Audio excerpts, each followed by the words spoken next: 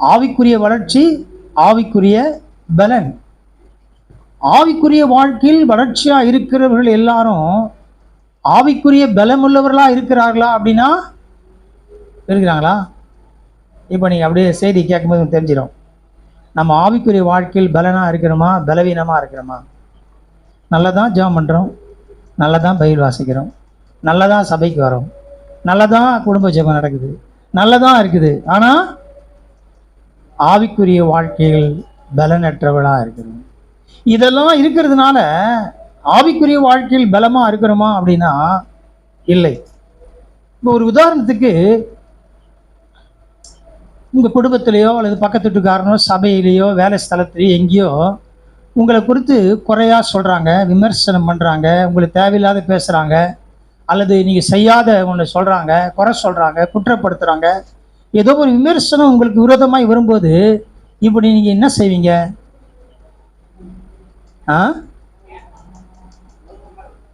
மௌனமாக இருக்கணுமா, மௌனமாக இருக்கிறோமா? இருக்கணும். இருக்கணும் அப்படின்னா என்ன அர்த்தம்? இல்லை, அவங்க ஒருத்தர் மட்டும் சொல்லிட்டாங்க கரெக்டாக, எல்லாமே அதே தானா? எல்லாம் ஒரே பதில். நாங்கள் எல்லாரும் ஒரே கப்பலில் தான் இருக்கிறோம், சட்டையே பண்ணக்கூடாது அதை.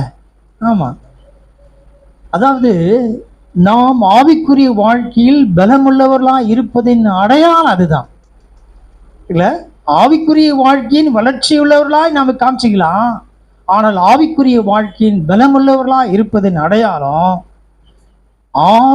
ஆவியில் நிறைந்தருடைய வாழ்க்கை நற்சாட்சி உள்ளதாக இருக்கும். நற்சாட்சி. ஆவிக்குரிய வளர்ச்சி அடைஞ்சிருப்பாங்க, எதனா ஒரு சந்தர்ப்ப சூழ்நிலையில் இவங்களாடா இப்படி, இவரா இப்படி அப்படின்ற மாதிரி இருக்குதுன்னா நற்சாட்சி இல்லை. ஏன் நற்சாட்சி இல்லை அப்படின்னா ஆவிக்குரிய வாழ்க்கையில் பலன் இல்லை. அப்போ ஆவிக்குரிய வாழ்க்கையில் பலன் இருக்கிறதின் அடையாளம் என்னன்னா, நான் எப்படிப்பட்ட சூழ்நிலையில் விமர்சனங்கள் அல்லது நெருக்கங்கள் பிரச்சனைகள் நடுவில் கடந்து போனாலும் கூட அவைகளை நான் எனக்கு தலைக்கு மேலே வைக்கல, அல்லது அவைகளுக்கு நான் பதிலடி கொடுக்காம இருக்கிறேன், விட்டனா பாரு அப்படி நிற்காம எதிர்த்து நிற்காம இருக்கிறேன், அமைதியாக கடந்து போய் விடுகிறேன். அதுதான் ஆவிக்குரியவரின் ஆவியில் நிறைந்த வாழ்க்கையின் நற்சாட்சி. ஆவிக்குரிய ஆவியில் நிறைந்த வாழ்க்கையின் அடையாளம் அதுதான். அப்படி இல்லை அப்படின்னா அவர்கள் ஆவிக்குரிய வாழ்க்கையில் வளர்ச்சி அடைந்திருக்கிறார்களே தவிர ஆவிக்குரிய வாழ்க்கையில் பலனற்றவளா இருக்கிறார்கள். ஆவிக்குரிய வாழ்க்கையில பலனா இருக்கிறேன்னா எதை பற்றி கவலைப்பட மாட்டான், விமர்சனங்களை கண்டிக்க மாட்டான், தட்டப்போனா போயினே இருப்போம். உங்களை என்னதான் குறை சொன்னாலும் குற்றப்படுத்தினாலும் உங்களை மோசமாக பேசினாலும் எதையும் என்ன செய்ய மாட்டாங்க, கண்டிக்கவே மாட்டோம். இது போல வாழ்ந்த மக்கள் இருக்கிறாங்க, இது போல வாழ்ந்தவர்கள் இருக்கிறார்கள் பரிசுத்த வேதாகமத்தில். நாம் ஒரு சிலருடைய வாழ்க்கை குறித்து நாம் பார்க்கலாம். தாவீது குறித்து நாம் பார்க்கலாம். 23ஆம் சங்கீதம்.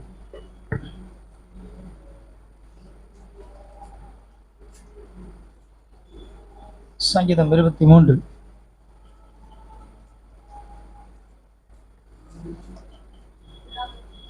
இல்லை, நான் சொல்கிற வசனம் வாசிங்க. 23ஆம் சங்கீதத்தில் அவர் பாருங்க, 4ஆம் வசனம். நான் மரண இருளின் பள்ளத்தாக்கிலே நடந்தாலும் பொல்லாப்புக்கு பயப்படேன், தேவரீர் என்னோட கூட இருக்கிறீர், உமது கோலும் உமது தடியும் என்னை தேற்றும். ஆமாம், நான் மரண இருளின் பள்ளத்தாக்கில் நடக்கிறேன் அப்படின்னா ஒரு கடினமான சூழ்நிலை. இப்போ அந்த சூழ்நிலையில் அவர் என்ன சொல்கிறான்னா, என் கூட கர்த்தர் இருக்கிறாரு, எனக்கு ஒன்றும் பயம் இல்லை, அவர் எல்லாம் பார்த்துப்பாரு, எனக்கு அவர் தான் ஆறுதல் பலனாக இருக்கிறாரு. தாவீது கடந்து போகாத பாதையே இல்லை. சவுலால் விரட்டப்படுறார், சவுலால் கொலை முயற்சி 19 முறை, சவுலால் அவர் மோசமான நிலை தள்ளப்படுறார். இப்படி இவ்வளவும் நடந்த போது கூட எல்லா விதமான தவறான காரியங்கள் விரோதமாய் பேசப்பட்டாலும் கூட ஒரு வார்த்தை சொல்லவே இல்லை, அமைதியாக இருக்குது.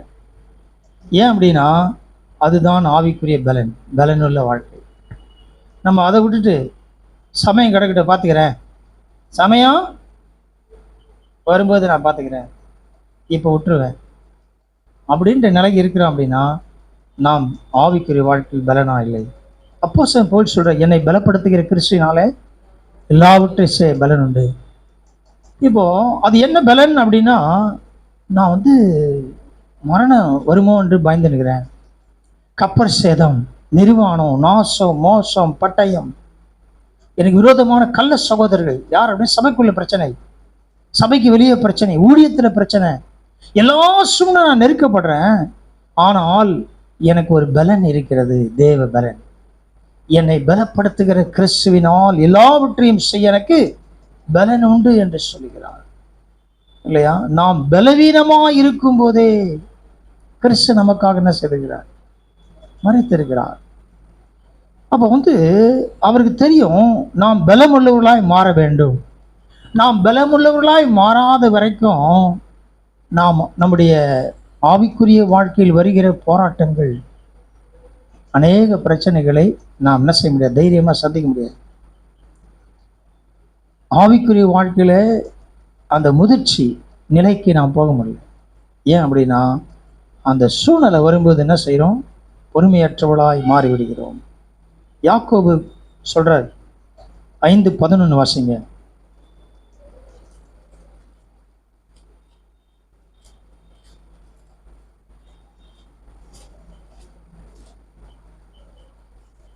இதோ பொறுமையா இருக்கிறவர்களை பாக்கியவான்கள் என்கிறோமே.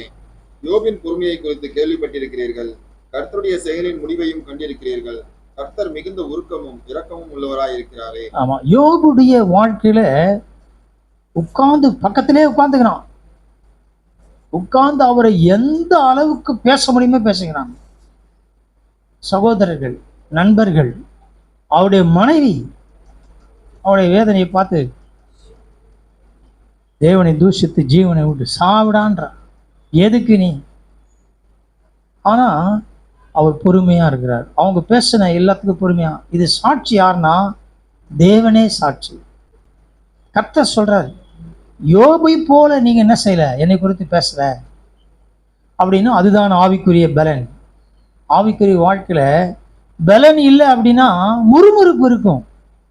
முறுமுறுப்பு, ஆண்டவரை முறுமுறுப்போம். நான் இவ்வளோ கஷ்டப்படுறேன் ஆண்டவரே, உங்களுக்கு தெரியுதா எவ்வளோ நாளைக்கு நான் இப்படி இருக்கிறது, எத்தனை நாளைக்கு எனக்கு இந்த மாதிரி பிரச்சனையை நான் அனுபவிக்கணும், எத்தனை நாளைக்கு நான் இது மாதிரி வேதனையாக சூழ்நிலை இருக்கணும். முறுமுறுக்கிறோம், குறை சொல்கிறோம், குற்றப்படுத்துகிறோம். இந்த பிரச்சனை தீரவே தீராதா, எவ்வளோ நாளைக்கு நான் போராடின்னு இருக்குது, இப்படியெல்லாம் ஆண்டவரை பார்த்து என்ன செய்வோம், சொல்லியிருக்கோம். ஏன் அப்படின்னா, ஏன் பலன் இல்லை. இப்போ இவரை குறித்து ஒரு நற்சாட்சி இருக்கிறது, தாவீதை குறித்து நற்சாட்சி இருக்குது. ஆண்டவர் சொல்றான், என் இருதயத்துக்கு ஏற்றவென்று சொல்லுகிறான். தாவீது எவ்வளோ மோசமான சூழ்நிலை கடந்து போனார். செய்யாத தவறுக்காக தவறே செய்யலாம், ஆனால் அவர் விரட்டப்படுறார், கொலை முயற்சி நடக்குது. யோபு நீதிமான், உத்தமன், சன்மார்க்கன், தேவனுக்கு பயப்படுகிறவன். இவ்வளவு சாட்சி ஆண்டவரே சொல்லியிருக்கிறாரு. இப்படி சாட்சி உடையவராக இருந்தாலும் கூட அவரும் எல்லா விதமான குற்றச்சாட்டுக்குள்ளானார். உட்காந்து பேசுறாங்க இப்படி பேசுறாங்க பாருங்க. நீங்களாம் இருந்தால் என்ன பண்ணிருப்பீங்க? ஏன்ச்சு ஓடுங்கடான்ட்டு. என் வீட்டில் உட்காந்துன்னு எனக்கு விரோதம் பேசுங்கிறீங்க, சும்மா விட்டுருமா? யாருன்னா இருக்கிறீங்களா? உங்கள் வீட்டில் உட்காந்துன்னு உங்களை பற்றியே மோசமாக பேசினுக்கிறாங்கன்னா என்ன பண்ணுவீங்க? காப்பியில் எதுனா கலந்து கொடுத்துருவோம், ஸ்ட்ராங்காக காப்பி போட்டு நல்ல காப்பி குடிங்க அப்படின்னு. அதோட ஆள் தான் உனக்கு மயக்கம் போட்டு போகணும்னா எல்லாம் ஓடணும். சும்மா இருக்குமா? யாருன்னா சும்மா இருக்கிறீங்கன்னா நீங்கள் தான் நற்சாட்சி பெற்றவர். அல்லேலூயா. இருக்கிறீங்க சில பேர் பொறுமையாக. என்ன பண்ணுறது? அதாவது சகித்து கொள்ளுதல் வேற, விருப்பமாக ஏற்றுக்கொள்வது வேற.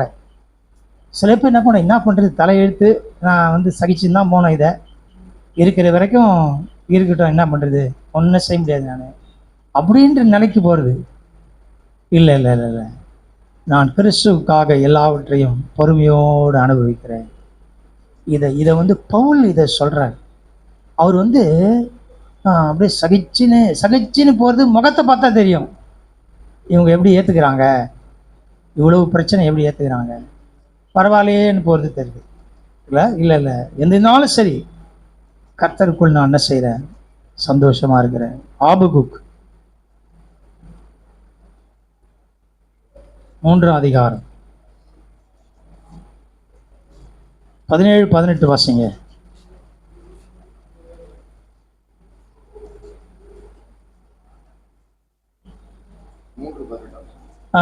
3:17-18. அத்திமரம் துளிர் விடாமற் போனாலும், திராட்சை செடிகளில் பழம் உண்டாகாமற் போனாலும், ஒலிவ மரத்தின் பலன் அற்று போனாலும், வயல்கள் தானியத்தை விளைவியாமற் போனாலும், இடையில் ஆட்டு மந்தைகள் முதலற்று போனாலும், தொழுவத்திலே மாடு இல்லாமற் போனாலும், நான் கர்த்தருக்குள் மகிழ்ச்சியாய் இருப்பேன், என் ரட்சிப்பின் தேவனுக்குள் களி கூறுவேன். இவ்வளோ போவானா நமக்கு? ஒன்னே ஒன்று போனால் போதும். என்னது? வேலை போனாலும். இவ்வளோ ஏன் போகணும்? இவ்வளோ போகணுமா? இவ்வளோலாம் போவானா? ஒரு வேலை போனால் போதும். இல்லை ஒரு 1/4 பவுன் கரண்ட்டு கீழே வந்து எங்கே தொலைஞ்சி போச்சு, வேறு ஒன்றும் போகணும், அது போனால் போதும். சொல்லுவீங்களா? சொல்லுங்க, யாருன்னா இருக்கிறீங்களா சொல்கிறதுக்கு? இன்னைக்கு 1 பவுனே போனால் பரவாயில்லன்றாங்க. நான் கர்த்தருக்குள் மகிழ்ச்சியாக இருப்பேன். நர்சாட்சி. இவன் பாருங்க, ஒரு லிஸ்ட்டே போடுறாரு. என்னென்னலாம் போனாலும் பரவாயில்லன்றாரு. அதாவது இது என்ன அர்த்தம் அப்படின்னா, பிளாட்ஃபார்மில் நிற்கிற அர்த்தம் இது. எல்லாம் போயிடுச்சுன்னா எங்கே நிற்கணும்? அங்கே தான் நிற்கணும். அந்த அளவுக்கு போனால் என்ன சொல்கிறேன்? நான் கர்த்தருக்குள் மகிழ்ச்சியாக இருப்பேன், ரட்சிப்பின் தேவனுக்குள் களி கூறு. மகிழ்ச்சியாக மாட்டேன், இல்லை டான்ஸ் ஆடுவேன்ற சந்தோஷத்தோடு நான் டான்ஸ் ஆடுவேன். நடக்கிற விஷயம் அது, ஆனால் நடக்குது. இதுதான் ஆவிக்குரிய பலன். ஒரு சின்ன விஷயம் நமக்கு தோல்வி, ஒரு பிரச்சனை, ஒரு இழப்பு, ஒரு நஷ்டம் வந்தால் எப்படி ஆயிரம் ஏற்றுக்க முடியுதா? உடனே ஏசுனது தான். ஒன்று பிசாசு, இன்னும் ஏசுனது. 2 பேரில் யாருன்னா மாட்டிப்பாங்க. இல்லை, நம்மளை பற்றி எதுவும் சொல்ல மாட்டோம். நம்மளாம் நல்லவங்கள, நம்மளை பற்றி எதுவும் சொல்லுமா? நம்ம சரியாகணும், ஒழுங்காக இருக்கணும், ஒழுங்காக ஜாப் பண்ண, ஒழுங்காக ஆர்டர் தேடு அப்படின்னு நம்மளை பார்க்க மாட்டோம். ஒன்று பிசாசு, ஏசுனா 2 பேரும் மாட்டிப்பாங்க. ஏன்? நம்ம ரொம்ப ரொம்ப நல்லவங்க. இவர் என்ன சொல்கிறார் பாருங்க, நான் எல்லாம் இருந்தபோதும் கர்த்தருக்குள்ளே தான் இருக்கிறேன், அதெல்லாம் எனக்கு மகிழ்ச்சியாக இருந்தது. இல்லைனாலும் கர்த்தருக்குள் இருக்கிறேன். எனக்கு முக்கியம் யாரு? கர்த்தர் தான். கர்த்தர் எனக்கு முக்கியமாக இருக்கிற என்றால் வேலை போனாலும் பரவாயில்ல, சம்பளம் குறைஞ்சாலும் பரவாயில்ல. சம்பளம் கொஞ்சம் குறைஞ்சிச்சின்னா முக நாடிலாம் எப்படி மாறுது? வீட்டில் வந்தவனையும் என்னடா ஒரு மாதிரி இருக்கிற ஆள், என்ன அவ்வளோதான். இல்லை, எதனா பிரச்சனை ஆண்டவர் அப்படியே வச்சுக்கணும். எப்படி வச்சுக்கணும்? ஹோம் பெட்டில் படுக்க வச்சுக்கணும். அது மாதிரி என்னை வச்சுக்கணும். ஹோம் பெட்லேயே வச்சுக்கணும். நடந்தாலும் ஹோம் பெட்லேயே நடக்கணும். படுத்துக்கினாலும் அதை, உட்கார்ந்தாலும் அதுதான் உட்கார், எல்லாம் அப்படியே போகணும். கொஞ்சம் வெயில் ஜோராக அடிக்கிட்டேன் தலையில், என்ன நான் பேசுவேன் பாருங்க. கொஞ்சம் வேர்த்து கொஞ்சம் அதிகமாக ஊற்றிச்சு, எப்படி ஆயிடும்? பெரிய இழப்பெல்லாம் ஒன்றும் இல்லை, வேர்வை கொஞ்சம் வேர்க்குது, அவ்வளோதான். கொஞ்சம் சூடு அதிகமாகிடுச்சு. நம்ம நிலைமை என்ன அது பாருங்க. சொல்லுவோமா? அப்போ தான் சொல்லணும். இவர் என்ன சொல்கிறாரு? எல்லாம் போனாலும் பரவாயில்ல, அத்திமரம் துளிர் விடாமல் போனாலும், திராட்சை செடியில் பழம் உண்டாமல் போனாலும், ஒலிவு மரத்து பலன் அற்று போனாலும், வயலில் தானியம் விளைவியாமற் போனாலும், கிடையில் ஆட்டு மந்தைகள் முதலற்று போனாலும், தொழுவத்தில் மாடுகள் இல்லாமற் போனாலும், நான் கர்த்தருக்குள் மகிழ்ச்சியாக இருப்பேன். தான் தேவ பலன். பவுல் அதை தான் சொல்கிறேன். கடைசியாக முடிக்கும்போது சொல்கிறேன், நான் எல்லாவற்றிலும் விசுவாசத்தை காத்து கொண்டிருக்கிறேன். அவன் பரிசுத்தவான் இருக்கிறான் இல்லையா? தேவ பலன், ஒரு ஆவிக்குரிய பலனுள்ள வாழ்க்கை அதுதான் இல்லையா? எல்லாம் இழந்தாலும் பரவாயில்ல.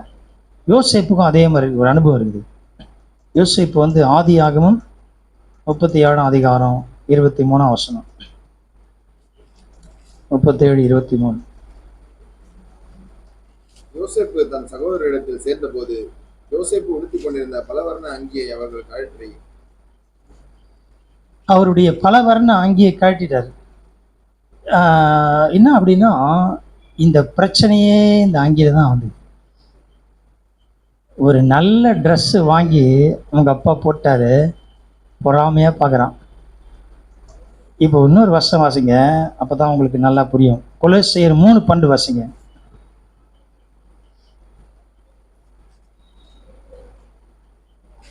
ஆகையால் நீங்கள் தேவனால் தெரிந்து கொள்ளப்பட்ட பரிசுத்தம் பிரியருமாய் உருக்கமான இரக்கத்தையும் தயவையும் மனத்தாழ்மையையும் சாந்தத்தையும் நீடிய பொறுமையையும் தரித்து கொண்டு. இப்போ தொடர்பு இருக்குது அதில். இவர் போட்டிருந்த பல வர்ண அங்கி அப்பா கஷ்டப்பட்டு தைச்சு கொடுத்துக்கிறாரு. அதை இவங்க கட்டிட்டானுங்க. ஆனா இவருக்குள்ள என்ன இருக்குது? திரும்ப வாசிங்க. கொலோசையர் 3:12 திரும்ப வாசிங்க. ஆகையால் நீங்கள் தேவனால் தெரிந்து கொள்ளப்பட்ட பரிசுத்தரும் பிரியருமாய் உருக்கமான இரக்கத்தையும் தயவையும் மனத்தாழ்மையையும் சாந்தத்தையும் நீடிய பொறுமையையும் தரித்துக் கொண்டு. இது அப்படியே அவர்கிட்ட இருக்குதா? இருக்குதா இல்லையா?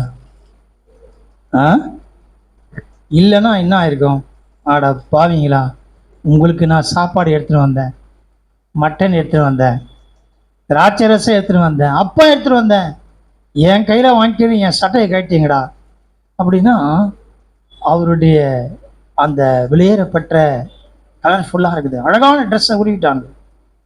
ஆனால் அவர் எப்படிப்பட்டிருக்கிறான்னா, அவர் தேவனால் தெரிந்து கொள்ளப்பட்ட பரிசுத்தராக இருந்தபடினாலே உருக்கமான இரக்கம், இதெல்லாம் அப்புறம் நான் சொல்ல போறேன் உங்களுக்கு, தயவு, மனத்தாழ்மை, சாந்தம், நீடிய பொறுமையை தரித்து கொண்டிருக்கிறான். அடுத்த வருஷத்துல ஒருவர் தாங்கி அப்படின்னா நல்லா கவனிங்க. இந்த குணாதிசயங்களை யோசேப்பு உடையவராக இருந்தார். அவருக்கு எது முக்கியமா இல்லை? வெளியேறப்பட்ட அந்த வசனத்தை முக்கியப்படுத்தவே இல்லை. அவர் அது அப்பா போட்டார், அவ்வளவுதான், அழகா இருந்துச்சு, ஒரு நாள் காட்டப்பட்டுச்சு, அவ்வளவுதான். அப்போ இந்த உலகத்துல நமக்கு நேசிக்கிற, விரும்புகிற, நம்ம ரொம்ப அப்படியே நினைக்கிற ஒரு நாள் அது காட்டின்னு போயிடும். அப்படி போகும்போது நம்முடைய மனநிலை எப்படி இருக்குது? யோசேப்புடைய மனநிலை எப்படி இருக்குது? விளையாடப்பட்டது, அழகா இருக்குது, அது கிடைச்சது, ரொம்ப சந்தோஷம். பாருங்க, அந்த பிரயாணத்துல அதை போட்டுனே வராரு. இதை போடும்போதெல்லாம் அவர் டெய்லி போட்டுன்னு தர தெரியல, ஆனா போடும்போதுதான் இவனுக்கு எப்படி இருந்திருக்கும்? அதை போடும்போதெல்லாம் கோபமா இருக்கும். நீங்களும் நல்ல ட்ரெஸ்ஸை போட்டு பாருங்க உங்க வீட்டில் ஸ்பெஷலா, அவளுக்கு மட்டும் வாங்கி கொடுக்குறாங்க, என்ன நடக்குது பாருங்க. இப்போ இவன் மேல இந்த ட்ரெஸ்ஸை போடும் போதெல்லாம் கோபமா பொறாமையா பார்த்தவன் இவங்களை பார்க்க வரும்போது ட்ரெஸ்ஸை போடணுமா? அவ்வளோதான், உச்சக்கட்டத்துக்கு போயிட்டானுங்க. ஆனால் அவங்களுக்கு ஒரு ரகசியம் தெரியல. என்ன ரகசியம்னா, அவர் இன்னொரு ட்ரெஸ்ஸை போட்டிருந்தாரு. அந்த ட்ரெஸ்ஸுன்னா பரிசுத்தம் என்ற ட்ரெஸ்ஸை போட்டிருந்தார். இவங்களுக்கு அது தெரியாமல் போயிடுச்சு. பரிசுத்தம் என்ற ட்ரெஸ் அப்படி இருந்தனால்தான் அவங்க கூட அவங்க செய்கிற துன்மார்க்கமான காரியத்துக்கு பார்க்கல. இரண்டாவது, உருக்கம் என்ற உடையை உடுத்தியிருந்தார். இரக்கத்தையும் தயவையும் மனத்தாழ்மையும் சாந்தத்தையும் நீடிய பொறுமையும் தரித்திருந்ததுனால, இப்ப வாசிங்க ஆதியாகமம் 45:5. அவர் போட்டிருந்தாரா இல்லையான்னு உங்களுக்கு தெரியும். என்னை இவ்விடத்தில் வரும்படி விற்று போட்டதினால் நீங்கள் சஞ்சலப்பட வேண்டாம், அது உங்களுக்கு விசனமாய் இருக்கவும் வேண்டாம். ஜீவரட்சணை செய்யும்படிக்கு தேவன் என்னை உங்களுக்கு முன்னே அனுப்பினார். இதுதான் ஆவிக்குரிய பலன். இந்த நிலையில இப்படி நிற்கும்போது, மாட்டி நிற்கும்போது என்ன பண்ணுவோம்? அன்னைக்கு என்னை என்னன்னா பண்ணீங்க, பேசுனியா, என்னன்னா என்னை அவஸ்தைப்பட வச்சிங்க, தூக்கி குழியில் போட்டிங்களடா, இன்னைக்கு மாட்டினீங்களா, என்கிட்ட தான் வந்தாகணும். ஒன்றும் சொல்ல. நமக்கு எப்படி இருக்கும்? உள்ள எப்படி இருக்கும்? என் காலில் தான் உழுற மாதிரி பண்ணிக்கிறார் ஆண்டவர். ஒன்றும் சொல்ல. அவங்களே தான் விழுந்தானுங்க, அவர் ஏன் விட சொன்னார்? அவங்களே சாஸ்தாம வந்துட்டாங்க. ஒன்றும் சொல்ல. இவர் என்ன சொல்றாருன்னா, அதுதாங்க இவர் அதை தரித்து கொண்டிருக்கிறார் என்பதை இங்கே பார்க்குறோம். என்னை இவ்விடத்தில் வரும்படி விற்று போட்டதினால் நீங்கள் சஞ்சலப்பட வேண்டாம். இல்லை, அப்போ என்ன தரித்து? தாழ்மை, மனத்தாழ்மை, உருக்கம், மனதுருக்கம் எல்லார்கிட்ட இருக்குது. சஞ்சலப்பட வேண்டாம், அது உங்களுக்கு விசனமா இருக்க வேண்டாம். அதை பத்திலாம் விசனப்படாதீங்க, கவலைப்படாதீங்க. ஜீவரட்சணை செய்யும்படிக்கு தேவன் என்னை உங்களுக்கு முன்னே அனுப்பினார். ஜீவரட்சணை எல்லாம் காப்பாற்ற அனுப்பினாரு. நான் அப்படிதான் எடுத்துக்கிறேன். அதுதான் கரெக்ட், அதுதான் சரியான பதில். ஏன் அப்படின்னா, பலன் உள்ள வாழ்க்கை, ஆவிக்குரிய பலன் இதுதான். ஆவிக்குரிய பலன் ஸ்ட்ராங்கா இருக்கிறார். அப்போ நம்முடைய வாழ்க்கையில ஆவிக்குரிய வளர்ச்சி மட்டும் இருக்குமே ஆனால் நம்முடைய சந்தர்ப்ப சூழ்நிலை இந்த மாதிரி வரும்போது என்ன பேசியிருப்போம்? விட்டுருப்போமா? செய்வோம், சும்மாவா செய்வோம்? கொடுப்போம், சும்மாவா கொடுப்போம்? ஆ இதை அவர் ஏற்றுக்கிறார். அவரே ஏற்றுக்கிறார். என்ன சொல்கிறேன்னா, நீங்கள் சஞ்சலப்படாதீங்க, தேவன் தான் என்னை கொண்டு வந்தான்றார். தேவன் கொண்டு வந்தார். இவனுக்கு இவங்களுக்கு எப்படி இருக்கும் யோசிச்சு பாருங்களேன். ஆனால் ஒன்றே புரியல. இவ்வளோ அநியாயம் பண்ணோம், இவன் எப்படா அப்படி இருக்கிறான் அப்படின்னா, கொலை செய்ய 2:3:12 அதுதான் கொலை செய்ய 3:12. இதெல்லாம் இருக்குமே. ஆனால் நீங்கள் ஆவிக்குரிய வாழ்க்கையில் வளர்ச்சி மட்டும் இல்லை, ஆவிக்குரிய வாழ்க்கையின் பலம் உள்ளவர்களாம் இருக்கிறீர்கள். பலனாக இருக்கிறீங்க. இப்போ வாசிக்கலாம். பவுலுடைய வாழ்க்கையில அவர் சொல்றார், பிலிப்பியர் 4:12. தாழ்ந்திருக்கவும் எனக்கு தெரியும், வாழ்ந்திருக்கவும் எனக்கு தெரியும். எவ்விடத்திலும் எல்லாவற்றிலும் திருப்தியா இருக்கவும், பட்டினியா இருக்கவும், பரிபூர்ணம் அடையவும், குறைவுபடவும் போதிக்கப்பட்டேன். ஆமா, வாழ்ந்திருக்கிறது நல்லா இருக்குது. தாழ்ந்திருக்கிறதுனா ஏத்துக்க முடியுமா? நம்ம முடியுமா? இந்த வாரம் அது இது இல்லை, சிக்கன் கிக்கன் எதுவுமே இல்லை, ஞாயிற்றுக்கிழமை ஒரு 10 நாள் இல்லைன்னா மனசெல்லாம் எப்படி இருக்குது? நல்லா இருக்குதா? இவர் என்ன சொல்றாருன்னா, வாழ்ந்திருக்கும் தெரியும், தாழ்ந்திருக்கும் தெரியும், பட்டினியா இருக்கும் தெரியும், பரிபூர்ணமா இருக்கும். இப்போ எல்லாம் இருந்தாலும் கூட நான் எப்படி இருக்கிறேன்? சந்தோஷமா தான் இருக்கிறேன். இந்த நிருபத்துல ஏன் இந்த வசனத்தை, அவருடைய அனுபவத்தை ஏன் எழுதுறாருன்னா, சந்தோஷ நிருபம். சந்தோஷமா இருங்கன்னு எழுதுறாரு. பாருங்க, இந்த நிலைமையிலும் நான் எப்படி இருக்கிறேன்? சந்தோஷமா இருக்கிறேன். இந்த இயேசுநாதர்கிட்ட மாட்டினேன் பாடுறா. இந்த இயேசுகிட்ட மாட்டினேன். நான் இன்னமும் நினச்சி வந்தேன், அப்படியே தூக்கி விட்டுருவாருன்னு நினச்சேன். ஏசி பங்களான்னு கொடுத்துருவாருன்னு நினச்சேன். இதை செய்வார் அதை செய்வார் நினச்சேன். இவர் என்னடா என்னை பட்னி ஆக்கிட்டாரு. இதுன்னா இப்படி யாருன்னா ஊழியத்துக்கு நிற்பாங்களா? நிற்க மாட்டாங்க. இப்போ சாட்சியெல்லாம் என்ன சாட்சி? பிச்சைக்காரனா வந்தேன், நீ கோட்டீஸ்வரனா இருக்கிறேன். எல்லாம் சாட்சி அப்படிதாங்க. ஓடி வீட்டில் தண்ணி முட்டி வரைக்கும் தண்ணி ஊற்றிருந்தேன். இப்போ ஆர்டர் பங்களா கொடுத்துட்டாரு. இது எப்படி இருக்குது? அப்படியே தான் இருக்கிறேன்னா அப்படி இருக்குது. பவுல் சாட்சி வேற. அவர் பெரிய கப்பலே வச்சுருந்தார், ஷிப் ஓனர், அவர் மில்லியனர் அந்த காலத்திலேயே. அவர் என்ன சொல்கிறாருன்னு, எல்லாவற்றையும் கிறிஸ்துவுக்காக நஷ்டம் என்றும் குப்பையம் என்றும் விட்டு. இது ஆவிக்குரிய பலன். இப்போ நினச்சா பார்க்க மாட்டாரு. வேலையை விட்ட முட்டாள்தனமா ஊழியத்துக்கு வேலையை விட்டேனே, எல்லாம் வேணான்னு விட்டுட்டேனே, ஏசுனார் இப்படி விட்டாரு என்ன அப்படின்னு சொல்லவே சந்தோஷமா ஏற்றுக்கிறார். அதான் ஆவிக்குரிய பலன். அவர் ஆவிக்குரிய வளர்ச்சியோடு கூட மட்டும் இல்லை, முதிர்ச்சியோடு இல்லை, ஆவிக்குரிய பலன் உள்ளவராக இருக்கிறார். ஆவிக்குரிய பலன் இல்லை அப்படின்னா முறுமுறுப்பு வந்துடும், குறை சொல்லுவோம், ஏசுநாதரை பற்றி பேசினுப்போம். எல்லாம் நல்லா கொடுத்தா வேற மாதிரி பேசுவோம். ஏசு ரொம்ப நல்லவர், ஏன் இந்த வாரக்குள்ளெல்லாம் ரொம்ப சந்தோஷமா இருக்கு, எல்லாம் இருக்குது, நல்லா இருக்குது, டேஸ்டாக இருக்குதுலாம். ஒரு 2 நாள் சரியில்லை, 2 நாள் ரசம் சாப்பிடுவீங்களா? தொடர்ந்து 2 நாள் தொடர்ந்து 2 நாள் ரசமும் அந்த பருப்பில் துவையல் மாதிரி பண்ணுறாங்களா? தான் அப்படின்னா முகநாடி எப்படி இருக்கா? முகநாடி மாறாதா? சாதாரண விஷயந்தான், அதுக்கே முடியல. ஆனால் இவர் என்ன சொல்கிறாருன்னா, நான் பட்டினியாக இருக்க போதிக்கப்பட்டேன். எனக்கு 2 மணி தான். என்ன 2 ஒன்று? ஆமாம், நல்ல ஜிகுன்னு ட்ரெஸ்ஸு போட்டாலும் ஒன்று தான், சாதாரண 100 ரூபாய் சட்டை போட்டாலும் ஒன்று தான். 100 ரூபாய் சட்டை போட்டால் ஒரு மாதிரியும், ஜிகுன்னு ஒரு 2000 ரூபாய்க்கு சட்டை போட்டால் அது எப்படி இருக்கும்? நடெல்லாம் வேறு மாதிரி இருக்கும். தரையில் நடக்கிறாரா பறக்கிறாரான்னு தெரியல. ஒரு பட்டு புடவை கட்டி புதுசாக ஒரு இது நெக்லஸ் வாங்குமா, எப்படி நடப்போம்? சாதாரண நடக்குமா?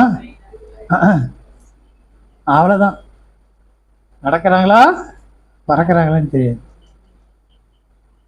இதெல்லாம் நான் சொல்கிறதெல்லாம் நடக்கிற விஷயத்தான் சொல்கிறேன். ரொம்ப தூரத்துலாம் நடக்கலை, கிட்ட தான் நடக்குது. கர்த்தர் நல்லது.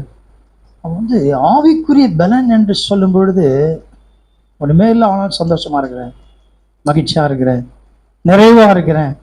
உங்க மூஞ்சி பார்த்தா வந்து எப்போவுமே எப்போவுமே நல்லா சாப்பிட்டு திருப்தியா நிறைய பணம் வச்சுக்கிற பாக்கெட் அது மாதிரி இருக்கணும்.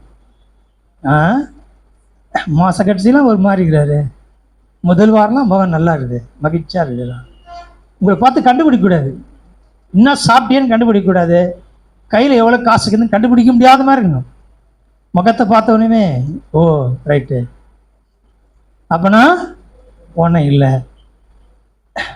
சில பேர் வந்து எல்லாம் இருந்தால் கூட ஒரு மாதிரி முகத்தை வச்சுப்பான். ஏன் கடன் கேட்க வந்துட போகிறான் நாளுக்கு.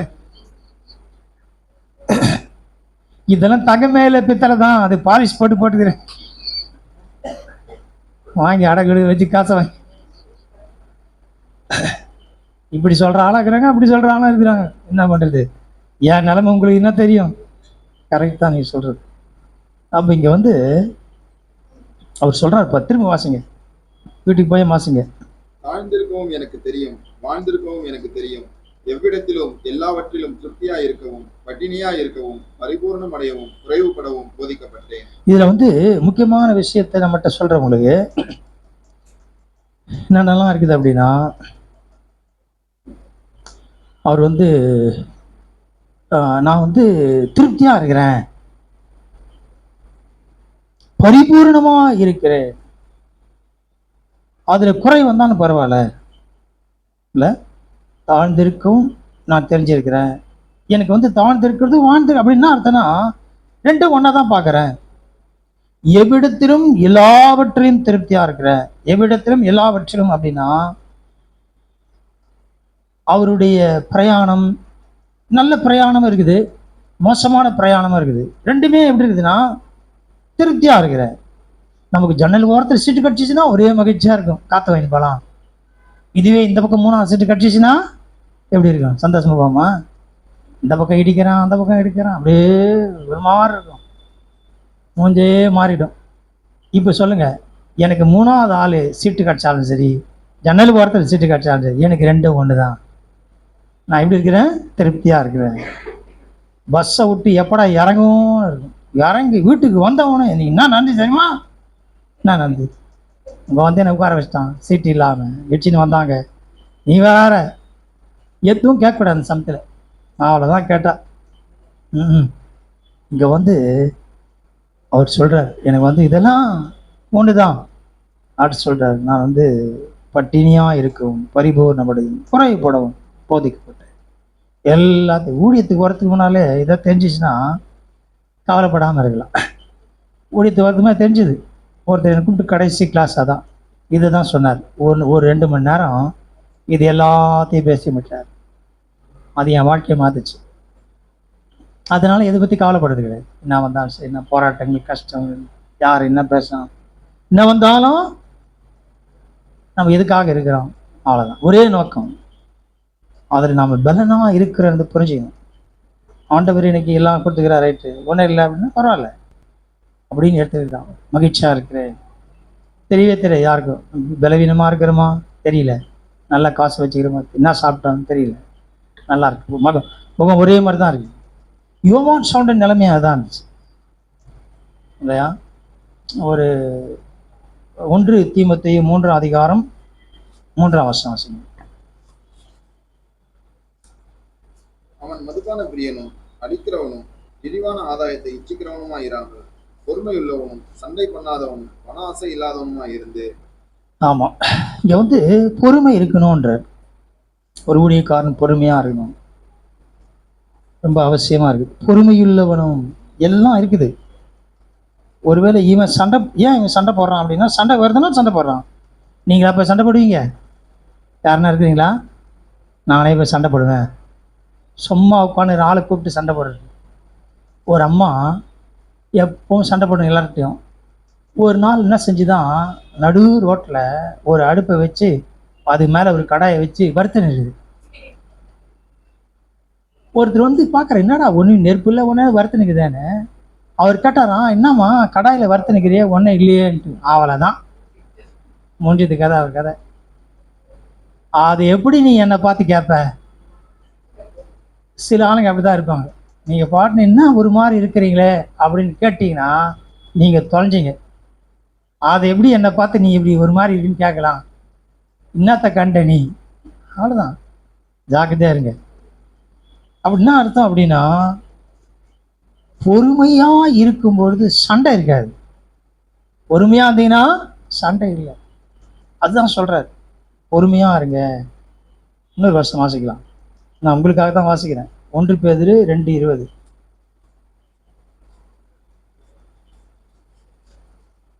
நீங்கள் குற்றம் செய்து அடிக்கப்படும் போது பொறுமையோட சகித்தால் அதனால் என்ன கீர்த்தி உண்டு? நீங்கள் நன்மை செய்து பாடுபடும் போது பொறுமையோட சகித்தால் அதுவே தேவனுக்கு முன்பாக பிரீதியாக இருக்கும். பொறுமையோடு நீங்கள் நன்மை செய்து பாடுபடும்பொழுது பொறுமையோடு சகித்தால் அதுவே தேவனுக்கு முன்பாக பிரீதியாக. நான் யோசேப்புடைய வாழ்க்கை மட்டும் தனியாக எடுத்து அவருடைய பலன் எதெல்லாம் இருந்துச்சு பார்க்கலாம். இதுக்கு அப்படி இதே சம்பவம் தான் நடந்தது. நீங்கள் பாருங்க, அவர் நன்மை செய்தார். அவர்களெல்லாம் எடுத்துன்னு வர உற்சாகமாக எடுத்து அண்ணனை பார்க்க போகிறோம் அப்படின்னு எல்லாம் எடுத்துன்னு போகிறார். அண்ணன் என்ன சொல்ல போகிறாங்க? ரொம்ப டேஸ்ட் ஆகுதுடா அப்படிலாம் சொல்ல போகிறாங்க அப்படின்னு நினச்சின்னு போனார். கடைசியில் பார்த்தா எல்லாத்தையும் வாங்கினானுங்க. எடுத்துன்னு போனதை பற்றி ஒன்றும் பேசலை. ஈவனை தூக்கி உள்ள போட்டாங்க. நீங்கள் என்னதான் நீங்கள் விழுந்து வீட்டுக்கு வரவங்களை கவனிச்சு பாருங்களேன். என்னடா குறை சொல்லலாம் தான் பார்த்துருப்பாங்க. விழுந்து கவனிச்சு கடைசியில் போகும்போது என்னத்த செஞ்ச? சிக்கன்ல உப்பே இல்லை, அது கொஞ்சம் போட்டு சாப்பிடு. என்னத்த குழம்பு? ஐயோ, அப்பதான் உங்களுக்கு தேவை பொறுமையோடு கூட. பரவாயில்ல, சோத்திரம் போட்டு அமைதியாக இருக்கும். அதை நீங்கள் ஃபோன் பண்ணி உங்கள் அம்மா கிட்ட சொல்லக்கூடாது. என்ன நினச்சி தெரியுமா? உழுந்து செஞ்சேன், போகும்போது இப்படி சொல்லிட்டு போயிட்டாங்க அப்படின்னா பலனற்ற வாழ்க்கை. பலன் இல்லை. பலன் இருந்தால் வாய் முன்னு அமைதியாக இருக்கும். ஆவிக்குரிய பலன் இருக்குது, அதை பற்றி பேசவே மாட்டோம், அவ்வளோதான். ஆனால் ஆவிக்குரிய வளர்ச்சி இருக்கிற ஆள் எல்லாத்தையும் பேசுவாங்க ஃபோனில். கர்த்தர் இதுக்கு தான் கொடுத்துக்கிறாரு போன. ஏது கொடுத்துக்கிறாரு? இங்கேருந்து அங்கே சொல்கிறதுக்கும் அங்கேருந்து இங்கே சொல்கிறதுக்கும் சொல்லி நல்ல பாட்டு பாடுங்க. இப்படியே இருக்கிற பலன் போயிடுது, ஆவிக்குரிய வளர்ச்சியே போயிடுது. அப்போ நாம் மிகவும் ஜாக்கிரதையாக இருக்கணும். ரோமர் 5:3 வாசிங்க. நான் முடிச்சிடறேன். அது மாத்திரமல்ல, உபத்திரவம் பொறுமையையும், பொறுமை பரீட்சையையும், பரீட்சை நம்பிக்கையையும் உண்டாக்குறது என்று நாங்கள் அறிந்து. இப்போ பவுலுடைய உபத்திரம், பவுலுடைய காரியங்களை மனசில் வைக்காதீங்க. அதை மனசில் வைக்காதீங்க. உங்களுக்கு இருக்கிற விஷயத்தை மட்டும் மனசில் வச்சுங்க. உங்களுக்கு இருக்கிற விஷயம் என்ன அப்படின்னா, அவர் சொல்கிறாரு நமக்கு இல்லை விஷயம். நிறைய விஷயம் எழுதின்னு வந்துட்டு அது மாத்திரமல்ல, உபத்திரவும் பொறுமையையும், பொறுமையை பரீட்சையையும், பரீட்சை நம்பிக்கையும் உண்டாக்குறது என்று நாங்கள் அறிந்து உபத்திரவங்களிலே மேன்மை பாராட்டுகிறோம். உங்களை யாருன்னா கூப்பிட்டு நல்லா திட்டுறாங்க, செம்மையா வெளின்னு வெளுத்துட்டாங்க. இப்போ என்ன சொல்லுவீங்க? மேன்மை பாராட்டுங்களா? கர்த்தருக்குள் மகிழ்ச்சியாக இருக்கிறேன் யாருன்னா இருக்கிறீங்களா? ரொம்ப சந்தோஷம். அவங்களுக்கு ஒரு செய்தி அனுப்புகிறேன், நீங்கள் எப்படி பேச ரொம்ப எனக்கு சந்தோஷமாக இருக்குது யாருன்னா சொல்லுவீங்களா? இன்னும் பேசிட்டாங்க வாய்க்கு வந்தபடி. அது பேசும்போதே முகம் வேறு மாதிரி ஆயிடுச்சு. அப்புறம் எங்கள் சந்தோஷம் இப்படிலாம் இருக்குது.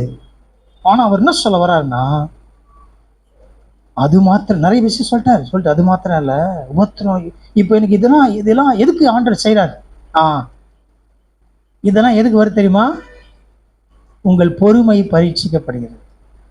நீங்கள் பொறுமையாக இருக்கிறீங்களா இல்லையான்னு ஆண்டவர் தெரிஞ்சுக்கிறதுக்காக என்ன செய்யணும்? சந்தோஷப்படணும். இதெல்லாம் பேசி கேட்ட பிறகு ஆண்டவரே உங்களுக்கு ரொம்ப நன்றி. ஏன் அப்படின்னா, என் பொறுமை பரீட்சிக்கப்படுகிறது. இப்போ நான் எப்படி இருந்தேன்? காதலை வாங்காத மாதிரி இருந்தேன். இதை குறித்து நான் எதுவும் பேசவே இல்லை. பதிலுக்கு அமைதியா இருந்தேன், சகித்து கொண்டேன். சில பேர் வந்து ஏன் பேச மாட்டாங்க அப்படின்னா, எதுக்கு பேசிட்டு உதவாங்கன்னுட்டு.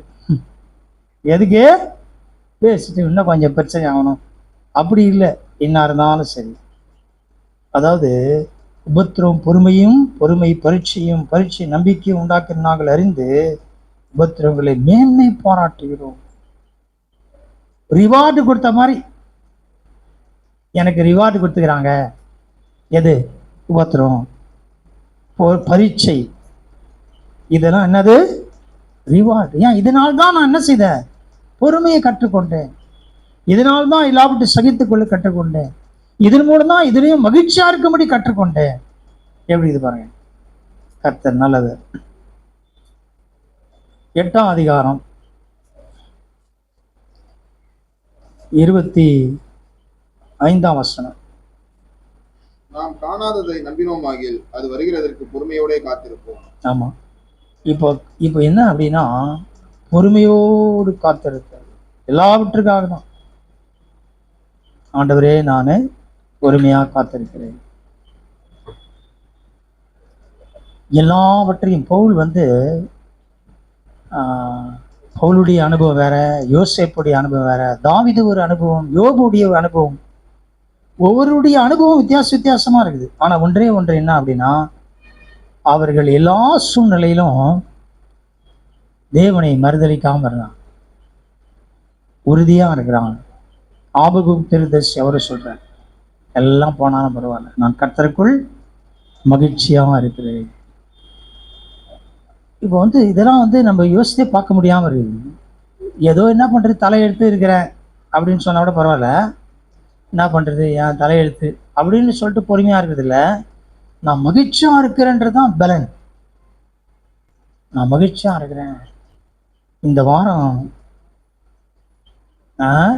வாரம் உங்களுக்கு ஒரு பரீட்சை இருக்குது, மகிழ்ச்சியா இருக்கிறதுக்கு. வேணுமா வேணாவா? இப்போ நீங்களே வேணுன்ட்டீங்க. உங்களுக்கு மகிழ்ச்சியா இருக்கிறதுக்கு ஆண்டவர் ஒரு காரியத்தை வச்சிருக்கிறார் பாருங்க. அடுத்த வாரம் வந்து சொல்லணும், நான் மகிழ்ச்சியா தான் இருந்தேன், ஒரு என்ன பண்ணாலும் மகிழ்ச்சியா இருந்தேன், என்ன பேசினாலும் மகிழ்ச்சியா இருந்தேன். இருக்கிறீங்களா இல்லையான்னு வந்து அடுத்த வாரம் சொல்லுங்க. ஜெபிப்போம். இதாவே இந்த நல்ல கால விளைக்கா நன்றியோடு ஸ்துதிக்கிற ஆண்டவரே, நாங்கள் தேவனுடைய பலனுள்ளவர்களா நற்சாட்சிப்பட்டவர் என்று வேத்து வாசிக்கிற ஆண்டவரே, ஆவிக்குரிய வளர்ச்சி மாத்திரமல்ல ஆண்டவரே, நாங்கள் எங்களுடைய எல்லா சூழ்நிலையிலும் பவுலை போல எவ்வளவோ காரியங்கள் சகித்து கிறிஸ்துவை போல தேவ பலனா இருக்கிறது என்று சொல்லி பார்க்கிறோம் ஆண்டவரே. நாங்கள் தேவ பலமுள்ளவர்களா நற்சாட்சி பெற்றிருக்கிறது அடையாளம் மகிழ்ச்சியா இருக்கிற ஆண்டவரே, பொறுமையோடு சகித்துக் கொள்ளுகிறவர்களா இருக்கிற ஆண்டவரே, நம்பிக்கையா இருக்கிற ஆண்டவரே. வாழ்ந்திருக்கும் தெரியும், தாழ்ந்திருக்கும் தெரியும், பட்டினியா இருக்கும், பரிபூர்ணமடையும், போதிக்கப்பட்டிருக்கிற அனுபவத்துக்குள்ள இருக்கிற ஆண்டவரே, ஒவ்வொருடைய வாழ்க்கையில் அப்படி செய்ய முடியும் ஆஜிக்கிறோம். ஆண்டவராய் கர்த்தர் ஒவ்வொருவரையும் இந்த வாரம் முழுமையும் பாதுகாத்துக் கொள்ள உங்களுடைய கிருபையின் பிரசன்னம் கூட இருக்க முடியும் ஆஜிக்கிறோம். உடைய பிரயாசம் பலனை வாங்கி ஆசிரியர் பலனை தரும்படியாக ஆஜிக்கிறோம். முறத்தரைப்பட்டில் வருகிற வாழ்த்து கொண்டு வாங்க ஆண்டவரே. ஒவ்வொருக்கு தேவை நல்ல சுகத்தையும் பலனையும் அவருக்கு கட்டிடும்படியாக ஜெபிக்கிறோம். ஆவி ஆத்ம சக்தி பொருட்படுத்துவோம். எல்லா துதியும் செலுத்துகிறோம். இயேசு கிறிஸ்துவின் வல்லமையுள்ள மாறாத நாமத்தை ஜெபிக்கிறோம் நல்ல பிதாவே, ஆமென்.